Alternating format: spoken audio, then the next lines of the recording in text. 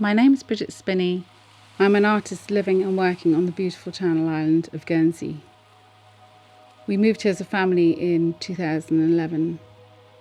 Living on an island surrounded by the most beautiful coastal scenery brought a whole new aspect to my work. I soon discovered the amazing intertidal zone in Guernsey. We have some of the strongest tides in the world here, and it just became quite an obsession.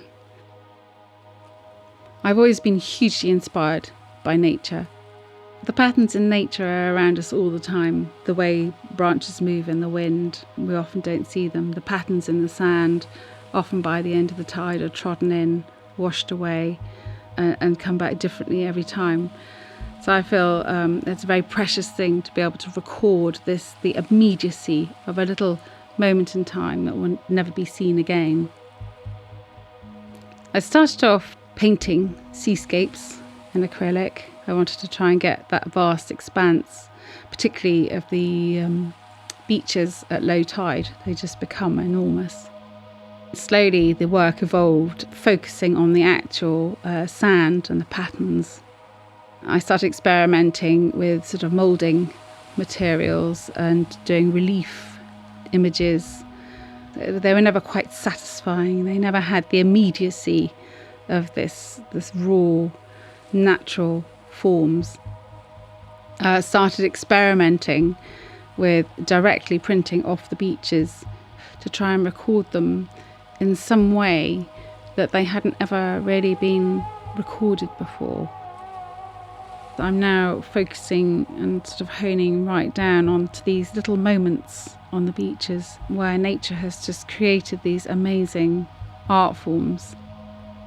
Using the charcoal powder, just lightly scattering it onto these patterns and then laying the paper with the medium on, capturing those very simple little moments. But it's very important to me in my art, and always has been, is the recording of nature in its purity, because it's precious. Our beautiful and pure environment is being contaminated from all aspects of our human interference. I wanted this very important criteria of having no impact on the environment.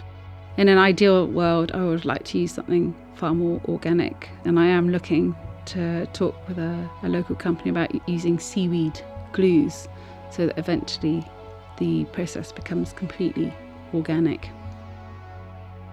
The project has scope to go on in very many different directions. I have rigged branches of trees up with charcoal so they draw on paper as the storm blows through. I've had top shells nibbling away at cuttlefish ink on paper in rock pools. Another thing I've been using is the cuttlefish ink, which and it's the most wonderful medium, and having experimented with it in many different ways, I've found it makes the most wonderful printing ink, particularly for printing seaweeds.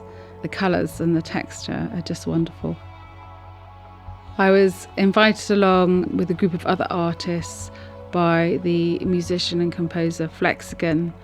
He had written music inspired by various island coastal locations.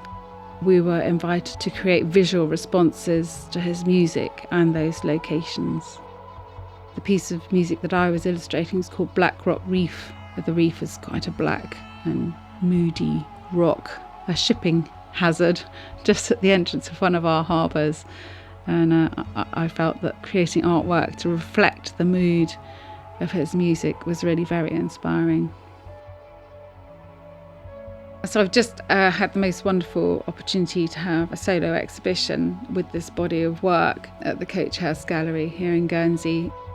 Being quite fearful that a sort of conceptual contemporary exhibition may not be received very well here, but I've had the most overwhelming response and have sold several pieces, but more than anything, an awful lot of people understanding what the work is about and enjoying it. My great-great-grandfather exhibited in the Royal Academy, and it's always been my dream since I was a child to exhibit my work in the Royal Academy, and then ultimately I'd love to see my work on the walls of the Tate. I feel that I've got an art form that is very transferable to other countries and other places. And I'd very much like to use that opportunity from this project to exhibit more broadly